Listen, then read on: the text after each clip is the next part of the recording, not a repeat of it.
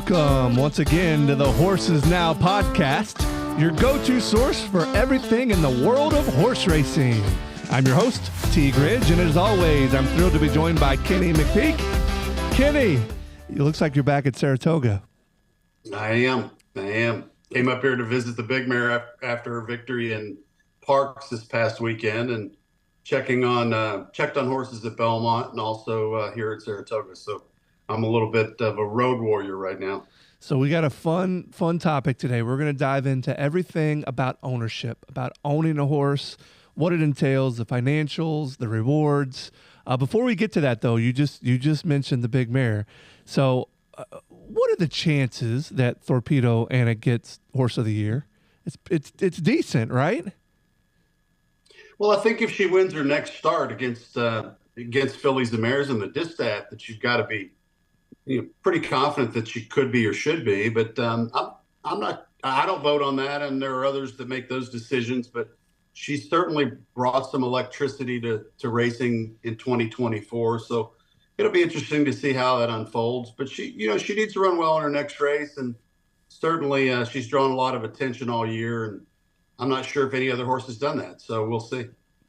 All right, Kenny. So we've had several people, Brian being one of them, have reached out. And the question is, can you tell us about different ways to get involved in ownership? What are the different partnerships? So let's start with this question right here. Describe the different ways someone can get involved in owning a racehorse.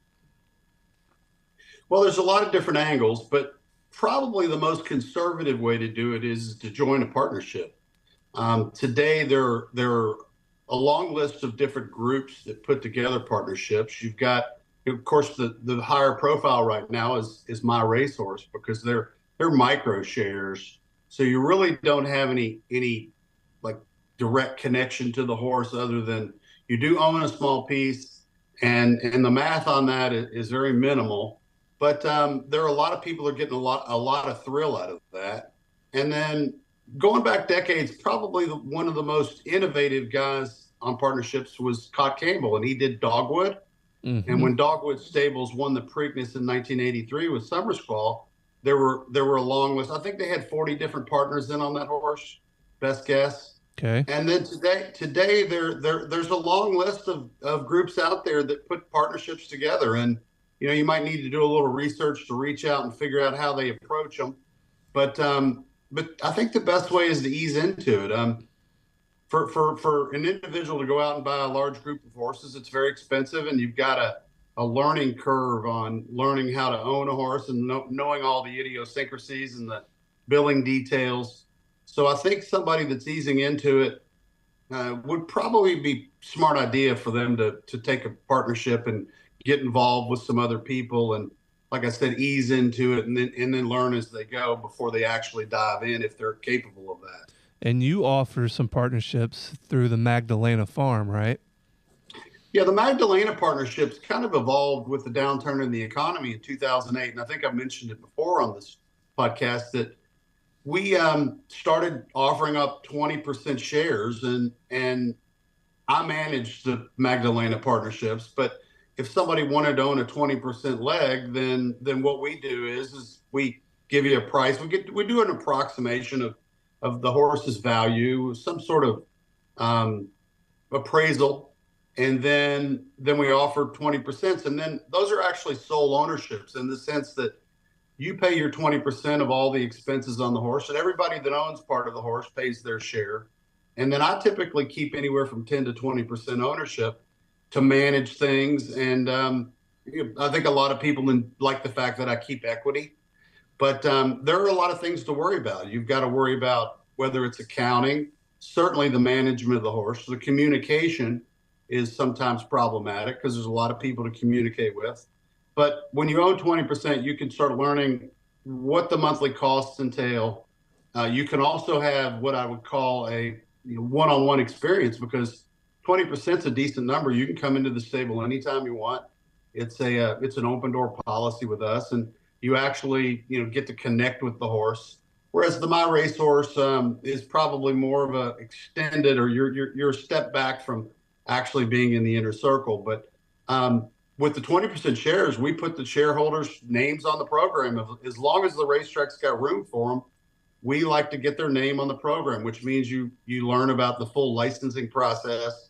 And as like I've said, the day to day and everything that goes on with horses, and look, the successes and the failures. Sure. So it really is for me what I'd call starter horses, and for those that understand starter homes, when you buy your first home, you usually do something modest, and then you work your way up. And it's the same thing with the thoroughbred.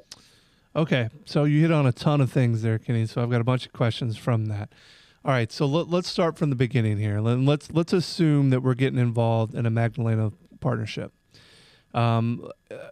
For example, there's a few horses on your website right now, and they're the different. The 20%'s a little bit different. Sometimes it's 20,000 or 25,000. Sometimes it's 17,000. So you pay that initial fee, which gets you your 20% ownership. Then what? Somebody's knocking on my door. Sorry. The when you pay the 20%, that puts you in initially, and then after that, at the end of every month, we will aggregate all the bills, whether a horse gets shod or worming, dental, training, any small item that gets invoiced, we pay, and then we just invoice everybody their 20% share. Okay. And then you cycle that back to us, and then we get it to our vendors and such. What does that look like typically? What's a ballpark on that?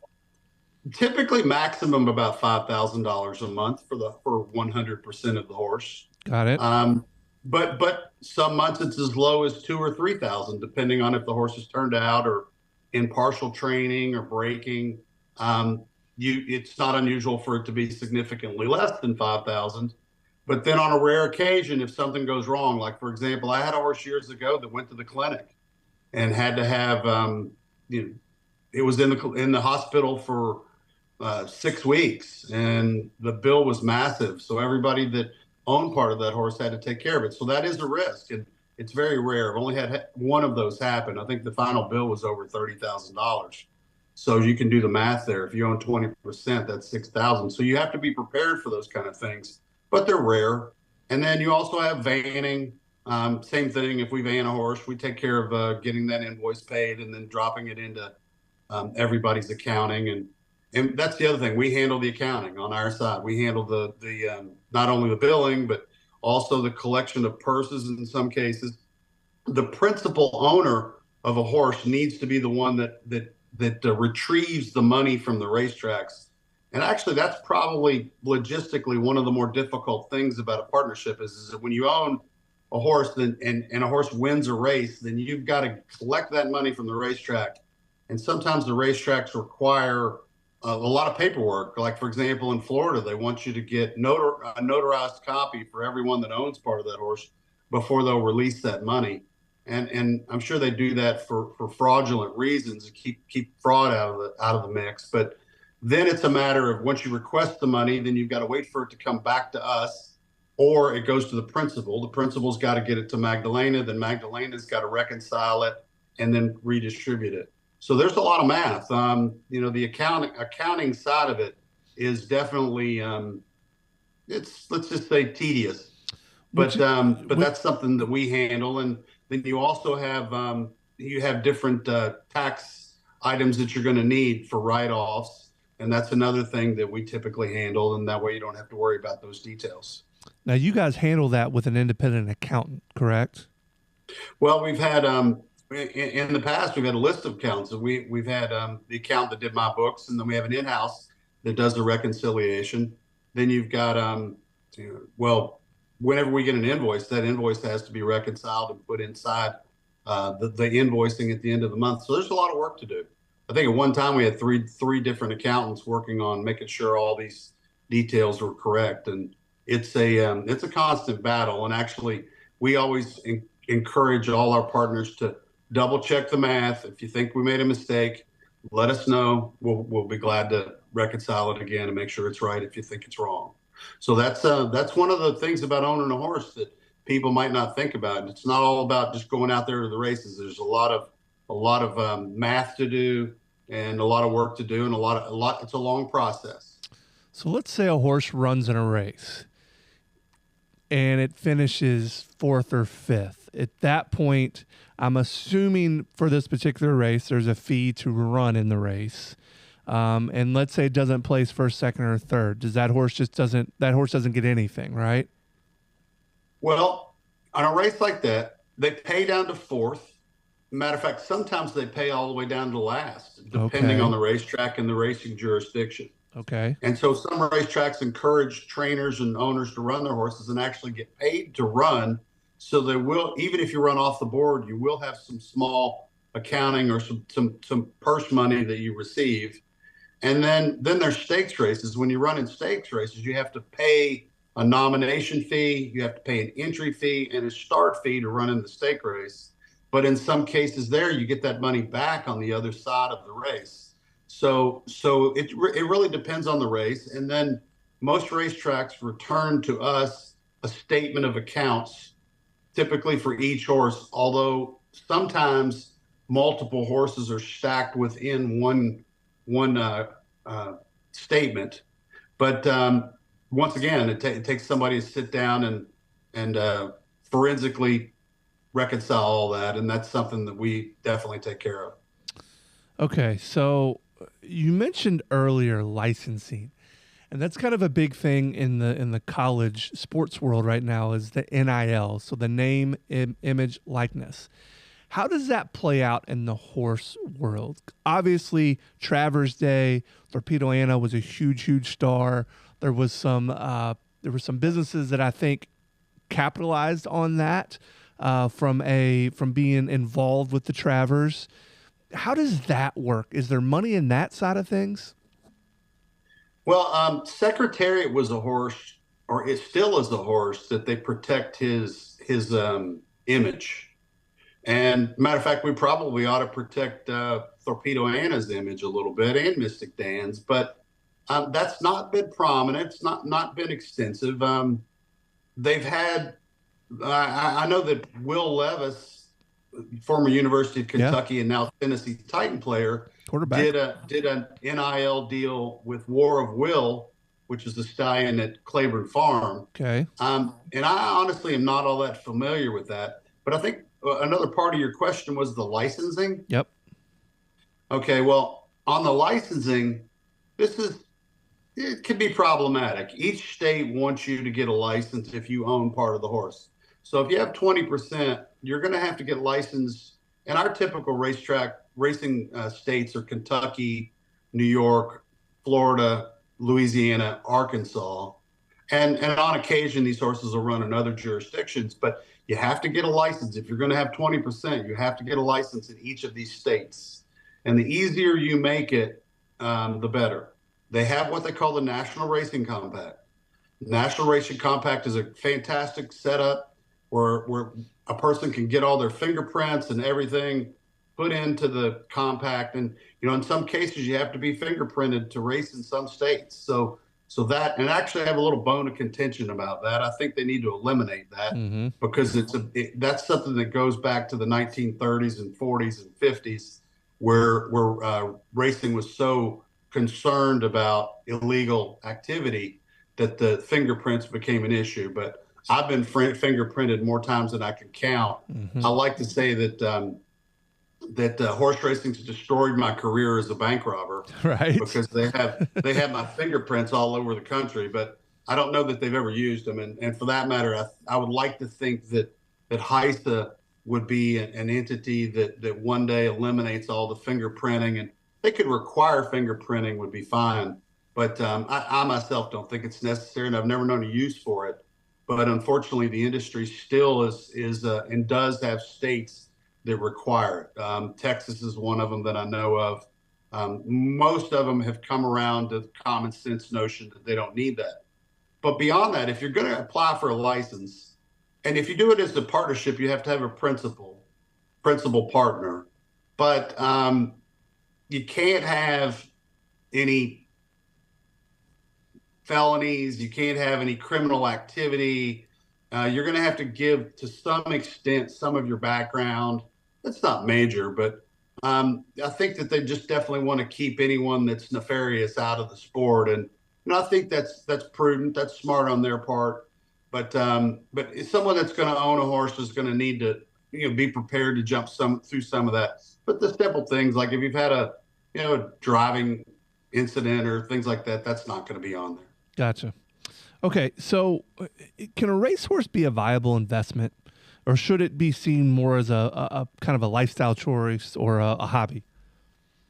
It should definitely be a hobby. You need to go into this saying, I'm not going to get a penny back. It's going to cost me money and I'll never get anything in return. However, if you do play it smart, and my job each horse for me is an investment, and I'm protecting the people that bought into that horse as an investment. Is it a good investment? No, I'm not going to say it is. I'm going to say that it's more of an entertainment, fun thing. Yeah.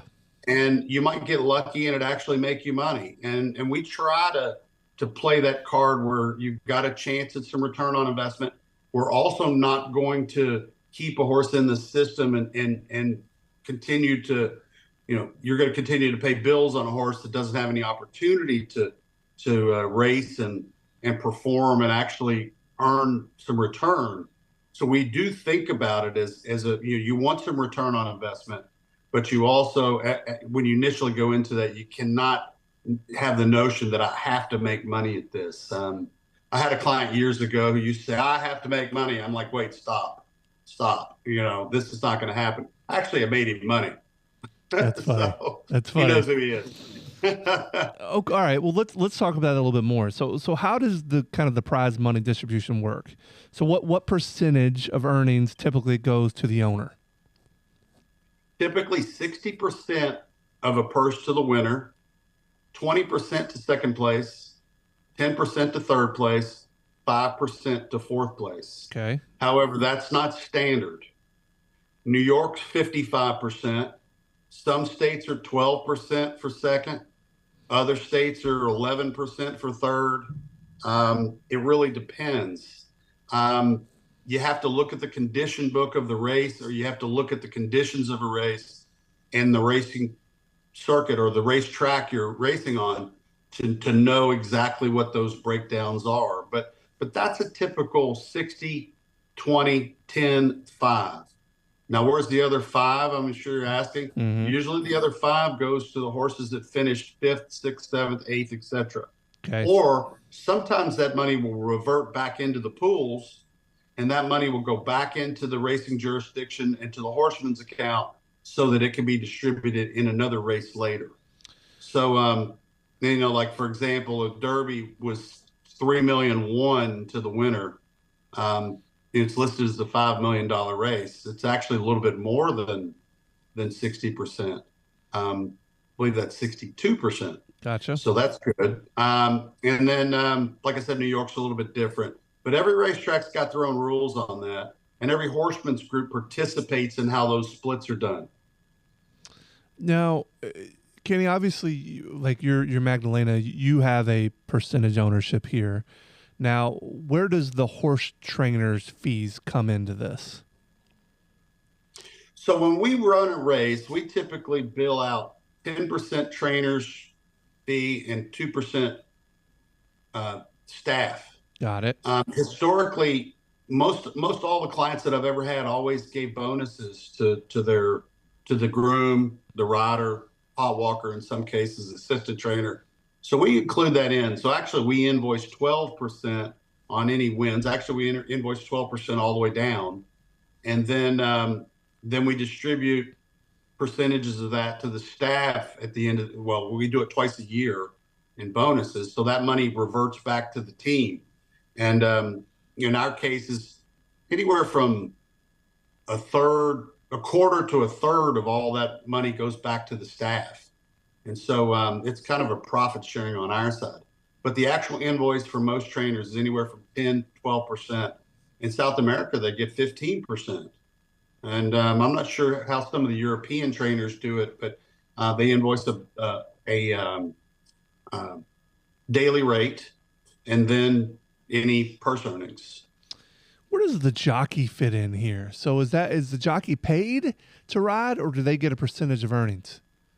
The jockey is paid through the racetrack. And so they have accounts there at the racetrack that that are listed whatever they ride, and then they get a jock mount for a horse that doesn't hit the board, and then a jockey gets 10% on the win, and typically 5% for second, 5% for third. I believe 5% for fourth. We'd have to consult with some others, and then you know, when they're off the board, they share those fees with their jock agent and also their valet. And their valet takes care of their boots and their helmets and making sure they've got the right silks and scrubs the mud off everything between races. So their valets are rewarded for their victories too. And their agents who handle their business take anywhere from 25 to 30% of whatever the jockey's net. And so that's a whole nother dynamic. Once again, it's not my department, but a jock agent that has only one jockey would probably charge 30%. And so I'm sure some of the higher end agents, the ones that have been repeatedly successful, they may all charge 30. I'm not sure. I know Pat Day historically paid his agent 30%. And Pat Day's been retired for a while, but that's something that they negotiate between themselves. So you said the track pays the jockey. Well, but yeah. How does that work with the ownership and who's riding which horse? And obviously, you have certain jockeys that ride your horses. How does that work in that dynamic? So when a horse wins a race, let's say they get a 60% win purse. Let's say it's $100,000 purse, $60,000 to the winner. The track will take 10% of that money and shift it over into the jockey's account that rode that horse that day. Okay. And let's say the horse was off the board, then that money would come out of the account and shift over into the jockey's account. So, once again, we'd probably, to really look at that, we'd need statements from the racetrack. But the jockeys deal directly with the racetrack. That's how they're paid. With one exception. Let's say I ask a rider to go out of town. Say I'm Brian Hernandez, you're going to go to Parks on Saturday, like he did this past weekend. Mm-hmm. We cover his travel expenses. We're going to pay his airfare, his hotel, any incidentals. That's a bill that he sends directly to me as a trainer. Then I slice that up, or my accountants reconcile it and split it up amongst partners so that Brian gets reimbursed for his travel. But when a jockey comes in for a race like that, they get paid 10% for first, second, third, and fourth. And that's another one that they invoice us. But the track's going to pay them the 10% on the win and the 5% for second and third and fourth. And then he adds in, or his agent may very well take care of this, send us an invoice, but they'll add in that money so that he covers his trip. Interesting. That's all right. There's a lot of layers to this, Kenny. This is a lot of layers. Interesting for a novice here. Okay. How does the pedigree of a certain horse factor into this? So obviously there's you hear about these horses going for these sales for these huge dollar amounts.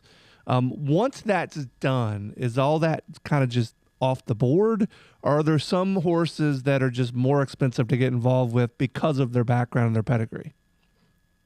Well, there are those that are really big on pedigree, that it is a reflection of the quality of a horse's family. Their chances, maybe it increases their chances of producing more good offspring. But we just finished concluding this yearling sale at Keeneland, and right. I didn't work book 1 and 2 because I really don't get overly enamored with pedigree. I think that you need to find the good horse first, and then in some cases they make their own pedigree. The best example, when I bought Take Charge Lady's whole female family was their first 3 layers of her, or the first 3 dams. For those who don't know anything about pedigree, her mother and her grandmother and her great-grandmother on the bottom line did not have any graded stakes runners, nothing. Okay. And then Take Charge Lady runs off, I want to say she won 9 graded stakes races, including 4 or 5 grade ones in her career. Yep. And all of a sudden her pedigree page starts filling out. And then today she's produced a multitude of runners in her family. And now it's considered a bit of a blue hen page. So I like to think that we caught the market before it popped. And then when you're working a yearling sale, I think sometimes it's not all that relevant if the page isn't there. What you want to see is the proper crosses where the sire line, the broodmare sires, that there's what I'd call some class and certainly some talent in there.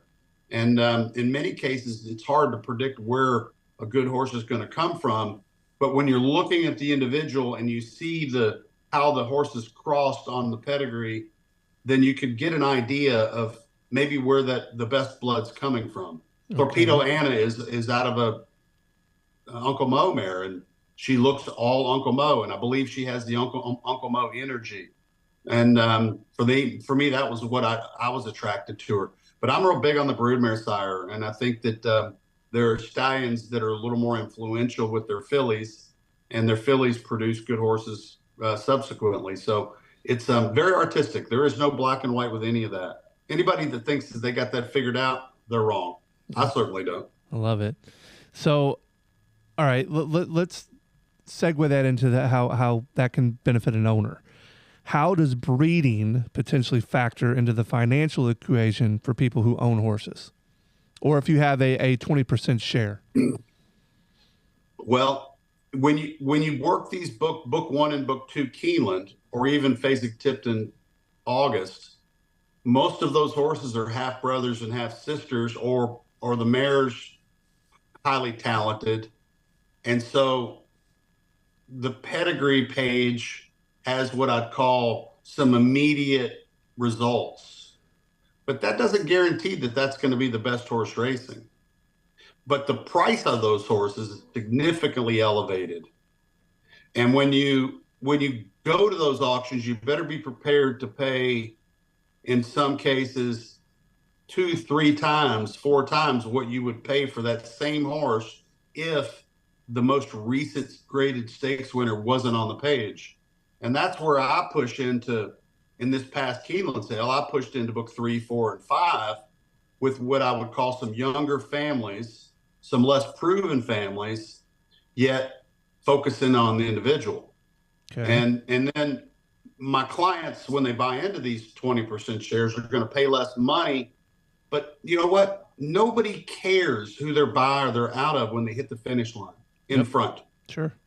When they hit the finish line in front, all of a sudden everybody's going, oh yeah, that stallion, that mare, all of a sudden that stallion and that mare become hot. So if you could beat the market to the punch by not necessarily investing in the big families or the most current families, then I think it's a little bit better investment. It's actually hurt me professionally in some extent because I don't get the book 1, book 2 money or the Fasig-Tipton or August money, but I'm still very comfortable with how we invest people's money in the horses. And you have to have some semblance of a chance to get some return.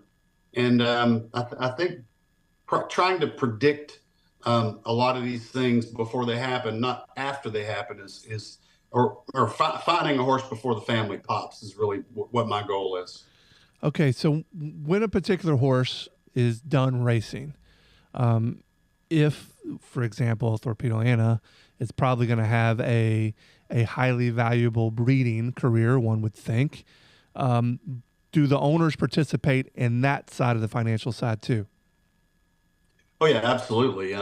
If let's say you were a partner on Thorpedo Anna, a lot of people dreaming they were, right? Right, sure.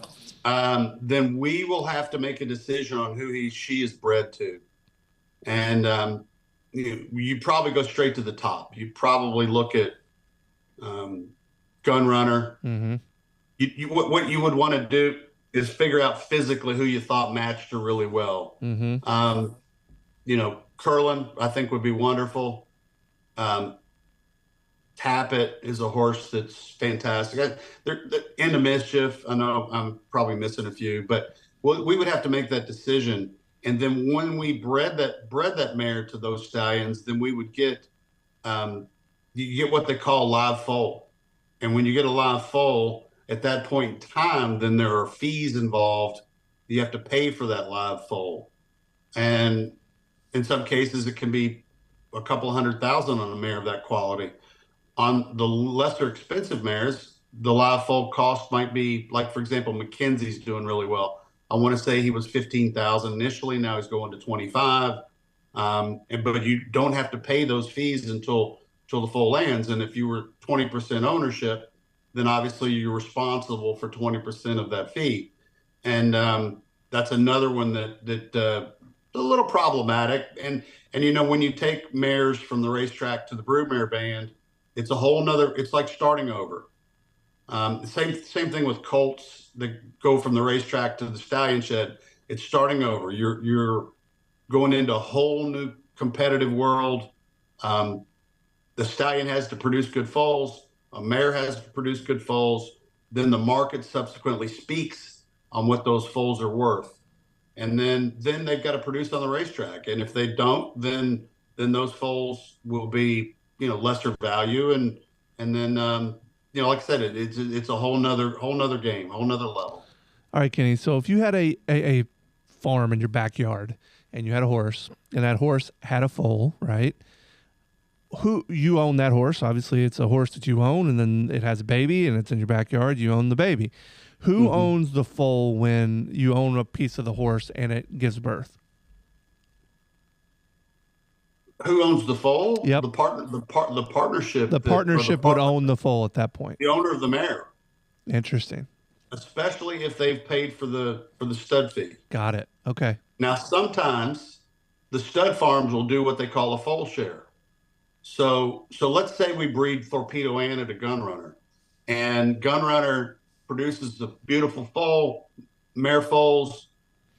Half that horse is owned by the foal share, and half that horse is owned by the owner of the mare.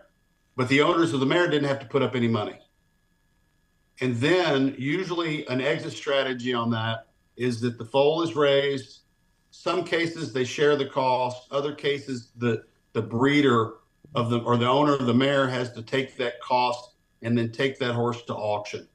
And then when the horse is sold at auction, then the funds are distributed 50-50, if that's the deal. And so, it's different situations. Sometimes somebody else will buy the stallion and then agree to breed to the mare. So they put up the money and they take the risks. But typically it's either the owner of the mare buys the stallion season and then they're sold at auction. That would be a typical path.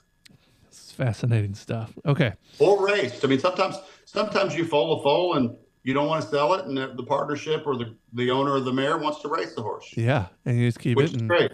Okay. All right. This stuff's a whole new world to me, but absolutely fascinating. Okay. What are some of the other financial risks of owning a horse that maybe we haven't gotten into? And how often, and I know we talked about this earlier, that this should be a hobby. In your experience, how often do you turn a profit on these horses? Well, I like to call the rule of five. For every 5 horses that you own, and some people giggle at this, and look, and the odds are definitely difficult. For every 5 that you own, no matter how beautiful they are, how well made, how well bred, one can't run, one refuses to run, or just doesn't try very hard. One gets hurt. And I know you're going, oh my goodness, this is hard. One's a nice horse you have a little bit of fun with. Win some races. And you might win races with these other 3 too, but this one you have some fun with and you win some races. And one's a really nice horse that hopefully pays for the other 4. Gotcha. You don't ever post on Facebook or wherever, your social media, share with your friends the first 4 until they win. And then if you're really smart, you only share this one, and then they start calling you lucky. But they don't realize that you had to handle these first 4 horses, and it is the game of failure. Only 3% of thoroughbreds are stakes winners. So if I can bring to your opportunity or your experience anywhere from 10 to 15% chance, then I've raised your opportunity, your chances of winning. And to be a realist, can't when you have horses that can't run, sometimes they can't breathe, and we make them into riding horses. Mm-hmm. Sometimes they both tend, or like, well, then one refuses to run. Well, not all horses are hard triers. Some of them just kind of go out there and decide they're going to run with the pack. Right. And they don't want to win. And then you get one that bows a tendon or chips a knee or an ankle. Like, okay, going back to the costs, it's not unusual for horses to have arthroscopic surgery. I think we've touched on it in some other episodes, but if you have to send a horse to the clinic to have a chip removed, then that's anywhere from approximately $3,000. So your 20% share, 600. Sometimes a horse needs a throat corrective surgery. Sometimes they need screws and cannon bones, and all this. There's some fantastic people out there that do this, but these are costs that come with it. But when you get this horse, the experience is amazing. And I've had people that the first horse they got was this horse. And then I've had one guy, I love him to death, Jim Chambers. It took him 20-something horses or more. I'm sure he'll chime in at some point. But he finally came up with a horse that won a graded stake, a horse named Signal Man, and then and ran in the Preakness for him. Horse that actually should have run in the Kentucky Derby, but he was a little unlucky in that department. But that's just kind of a quickie tutorial on the way it can go. All right. So you just mentioned Jim. Can you share any other memorable stories from your experience or those of others about the thrill of winning a race or participating in a prestigious event? Give us like the cool ownership side. I could give you so many, I can't even count them all. The funniest win I ever had in my career was with a woman named Lisa Sheehy, and she had a little ET filly. This is a colt that won the Derby years back. Yep. Named Alien Contact. And I have never seen a woman get so excited when her horse drew into the middle of the stretch in front and then drew off and won by 4 or 5 lengths. Mm-hmm. I can remember Connie Stellar at Keeneland when a horse named Bellarmine made the lead, and Connie, the excitement of the winning is massive. I mean, that's part of the thrill, and it's fun at all levels, whether you're claiming horses or you're allowance horses, and certainly graded stakes races. Sure. But winning races like the Belmont with Sarava was a huge thrill, and a horse that was kind of unexpected but was doing well. And then the ride that Swiss God ever took us on, and it was amazing through COVID and everything. But I could give you so many more. It's definitely the thrill of it all that makes it. And I think Jason Worth, who's been a partner in Dornoch recently, has verbalized that what a thrill it's been. But look, it's not easy. It's hard. It's definitely a long process, and that's what we're here for, is to help everybody get through all that and understand and hold the hand of everybody and make sure the horse is getting managed correctly. And look, we're not perfect. We do the best we can, but a good horse helps the cause every step of the way. And I work really hard to find good horses, and then it's a matter of whether or not you're lucky or not. But even the best group of horses put in our hands or any other good trainer's hands, you're still going to have these 4. You're still going to have that adversity to come up with the really good one. And that's part of the process, and that's part of what makes it so enjoyable when you get one.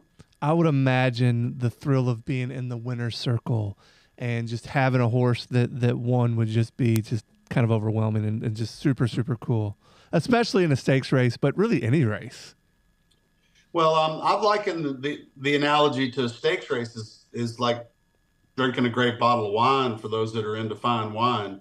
After that, you won't drink the cheap stuff, and you really want to reach higher levels. I think that's what happened to me professionally. is that I remember I won a small stake, and then I won a bigger one, and then after, I won my first grade one with the horse Harlan's Holiday, and that horse, all of a sudden it was like, oh wow, really like winning those. Those are amazing, and it's yeah, it's a whole lot of fun when you can get those kind.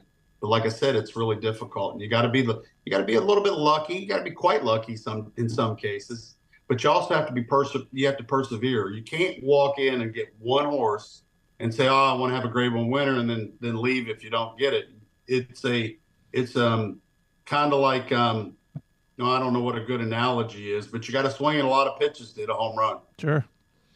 So, do owners ever develop a personal relationship with these horses to where it's more than just running them and hopefully they're winning a race? Do they ever kind of develop a relationship to where they just don't want to leave their side and it's kind of emotionally attached? I encourage it. I think that's what it's all about. I love it. I think it's fantastic when people come around. I think that's exactly why you do it. It's to get to know a good horse. I think that you have to be careful not to get too attached to ones that don't work out, because you still have to make business decisions on them. But getting attached to them it's super. I mean, we've I've got a lot of horses, and it's hard for me to get attached to all of them. But you put me around a Swiss Skydiver or a Torpedo, and those kind of horses they melt your heart. Mm-hmm. Mm-hmm. All right. So owning a racehorse, does it provide access to the racing community or certain social opportunities that you otherwise wouldn't have had if you didn't get into this world or this game? Absolutely. You will meet friends, you will make friends, lifelong friends that you partner with. People in our stable regularly connect and reconnect, whether they're meeting us Derby week, or they're coming to Saratoga for the summer, or they see us in Florida, or they come to the farm.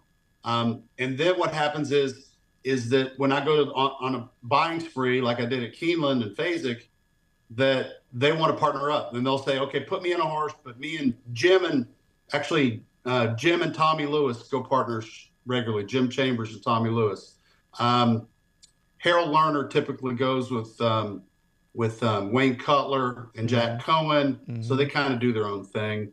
Mike Mackin and Rob Hutcherson and some others, and then I think it makes it a little bit more of a it's certainly there's some camaraderie, and it makes it fun. You become friends, and you break bread together, and you laugh together and cry together too when it doesn't go right. So that's definitely a big part of it. I mean, the networking of my clients is pretty constant. They pretty much all know each other. That's really well put, Kenny. Okay, so what happens if a horse doesn't perform well, maybe suffers a major injury? How do owners handle those type of situations? Well, it's really our job to handle it. If a horse has to have a surgery or is injured and has to be retired, then we work on the exit strategy of a horse that needs to be turned out for an extended period. Very few horses break down, so you really don't get a lot of that. I had a mare die last night for Scott Leeds. That's just a bit of a head scratcher. Some sort of intestinal episode. We don't know. We ruptured an intestinal tract or something. But anyway, they're going to have to do a necropsy, and she had some insurance. I'm not sure how much that helped, but those things are gut wrenching. Mm-hmm. But we handle it, and we have to deal with the horse, and then we deal with the communication to each client, and then make sure that everybody is well informed, and then we in many cases you have to carry on. You do carry on. Kenny, how important is working with the right trainer, the right jockey, the right team? Well, trainers are all different personalities, and I think people should choose a trainer that they're comfortable with, that communicates with them well, that has talent, and they need to be in their neighborhood, or if you race at a certain track, then you want to be in that area, then you want somebody in that area. I've had clients that I got along great with, but I wasn't in the same neighborhood. There's a major client up here in New York that I didn't spend as much time in Belmont that they wanted, so they used another trainer in Belmont, which is fine, and I'm always glad to help. And then we raced at Oaklawn, so I've got a lot of Oaklawn clients, and certainly a nice Kentucky base of clients because Mm-hmm. that's my world. Mm-hmm. But it really depends. I mean, I think that you gotta have somebody that you can connect with and that you feel comfortable with, and that the relationship is, goes both ways. I think as a trainer, I, I work really hard. I return phone calls, and I like talking to the people that I work for. I like making them laugh Mm-hmm. because it is it is a tough game sometimes, but it really depends. I mean, you just have to search out and maybe try a few, and I think more trainers really ought to work more auctions. I think more of them maybe are, but I like working the auctions where I can buy my own horses, and I think that's something that I encourage all trainers and owners to do. Matter of fact, as an owner, if I was coming in, I would say to my trainer, "You go find me a horse that you like," Oh yeah, because you don't want a trainer to train a horse they don't like. of course. And they feel better about if they acquired this horse and it was in their decision making process to acquire you this horse. Let the trainer pick the horse, because then you've got a chance for that horse to be successful because you've already got the alignment of what kind of horse the trainer likes and what type of horse the trainer wants to train. When you have an agent buy a horse, and nothing against agents, they're fantastic agents, but if the agent buys the horse and the trainer doesn't like the horse, they might not tell you that because they don't want to lose the horse. But that dynamic is a little bit, for me, it's never worked for me, but it does work for some people, and it depends on the situation. I wouldn't even realize that people would do it the other way, Kenny. I mean, I would think that if you want to get into that game, you have to have the trainers buy in on the horse. I would think. I mean, to me, that's common sense. Time constraints, Okay. a lot of responsibility. You got stables to run. Sometimes you're out of town and you can't be at the auction. But I do think that the trainers that can free themselves up long enough to attend an auction give themselves a bit of an advantage. And like I said, I think that owners, I love to see an owner let a trainer get involved. And like that's actually gotten me to this point, is I've always been wanting to be very proactively involved in the acquisition. Not that I won't take a horse that somebody acquired, but if I take that horse and then it comes in and then I'm not, aligned with that horse, then maybe it needs to go to another trainer. But that's it. They're all different. There's no black and white and all that. It's all very gray. A couple more here, Kenny. This has been unbelievably informative. All right. So, what trends, and I think you probably just hit on a couple there, what trends are emerging in racehorse ownership? Any new technologies, anything that's impacting the industry here that's of a new fashion?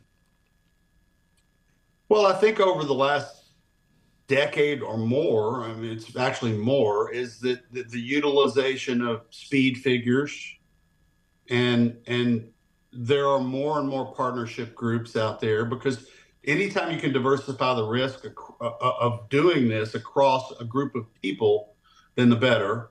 And of course, if you can buy into five different horses at 20% as opposed to one horse, you're going to get five times the fun, right? With Mm-hmm. only one invoice or the Mm-hmm. bill on one horse. So I see people that being a great way to play it. Um, I think that the old school way of having big outfits where a lot of the horses were homebreds have passed us. If you go back to Calumet Farm back in the 1950s and 60s, and I think even into the 70s, they were so dominant. And then you've had it used to be very, very wealthy people that had private stables. Yep. Private stables don't exist at all anymore. It's definitely spread out among the masses, and it's easier to get involved in a partnership today than ever. And I think I think like I said earlier in the show, Cott Campbell was on the forefront of that, and his partnerships entailed a pretty big, thick legal document. I myself like it simple, Mm-hmm. and every partnership's different, every group's different, but we simplify it, and I think the simpler you keep it, the better. And then we work on the honor system. I do things on a handshake. I don't need a fancy document or big time lawyer to write something up for us. I shake people's hand, look them in the eye, and do the deal, and let's race this horse and let's see if we're lucky or not. And it's a that's my preference, but there are other people that do it differently, and we just persevere with the way we're going. All right, Kenny, let's wrap this thing up here. So you've hit on all kinds of different advice. So I'm getting ready to ask you what advice would you give, but let's do kind of a recap here. So the question is, what advice would you give someone that's considering owning a racehorse for the very first time? Now, you've given a ton over the course of this podcast, but give us a quick recap of the highlights.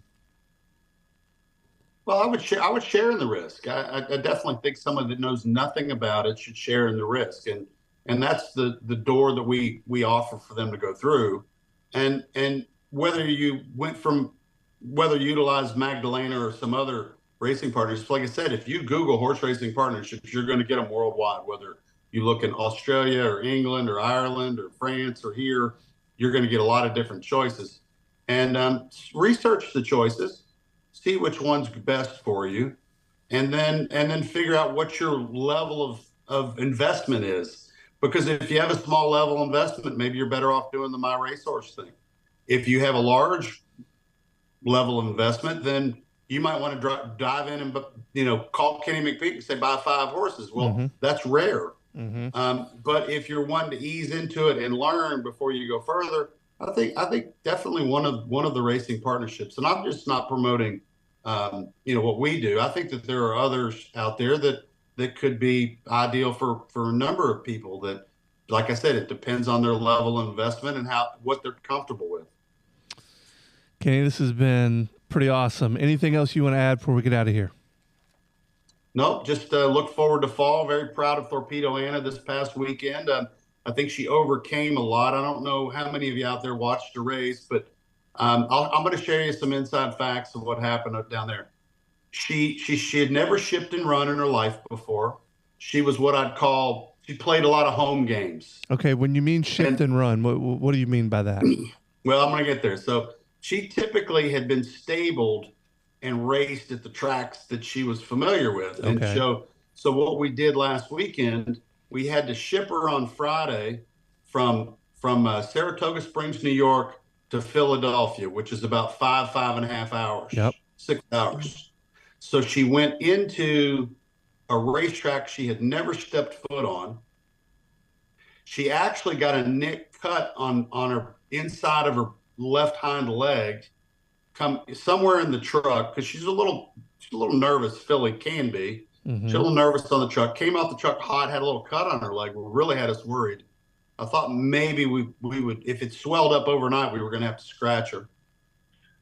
Didn't happen. The team got it cleaned up and they put some ointment on it, and fortunately it didn't turn into anything of any consequence. The next day it looked fine when I got there.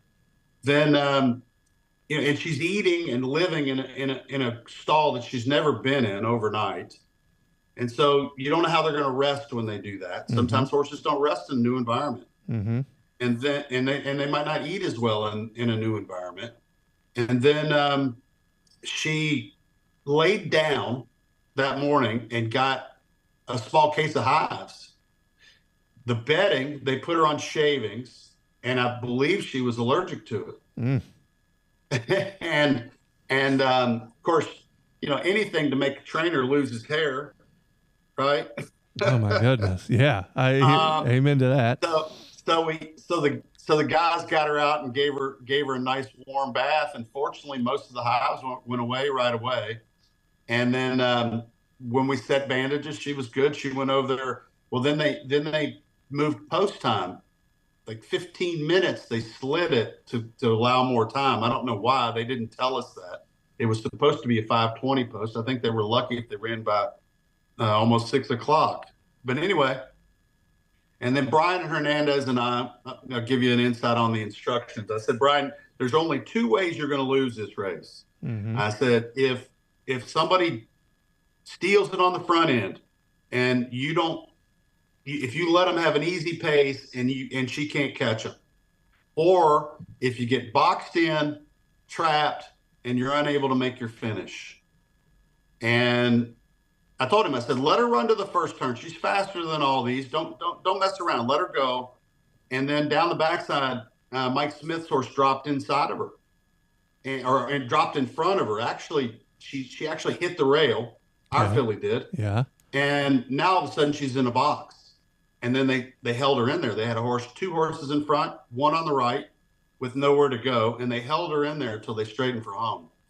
And fortunately, Brian found a hole and got her there, and that's just a credit to how good she is. But we kind of got lucky. We almost lost that race through a series of events, and even Brian came back and said, "Oh my goodness," he said, "kind of every move I made, and I'm not sure he made every move wrong, but he got through the hole when it opened, and she was fast enough to get through that hole, and we got out of there with a victory, irregardless of all the little things that we dealt with." And so I was really proud of that. And now it's going to be a matter of getting her from Saratoga to California. Actually, should we walk out there and look at her? Let's do it. Let's show our listeners that. Now, listen, not everybody is going to be able to see this, but for the ones who can see us, let's go look at Thorpedo. Let me see if I can flip my screen here. I don't know that I can.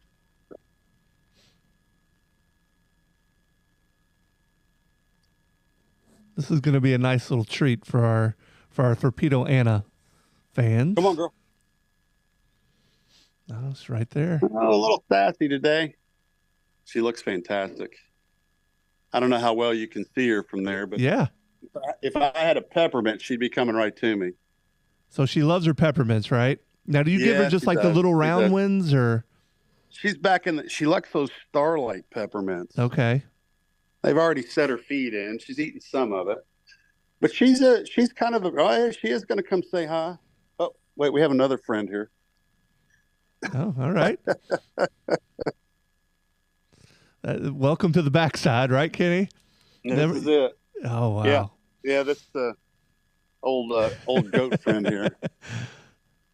Yeah, she's a little sassy today, but she looks fantastic, man. She's been feeling great. Oh, going to show us her tail. All right, let's leave her alone. Love it. She was back in there eating a little hay. Well, she came and said hi to our listeners. So, Kenny, what a treat. All right, man. Well, we'll get out of here for this one, but thank you so much. And Kenny, all right. So we'll see you at the races. See you at the races. All right. Take care.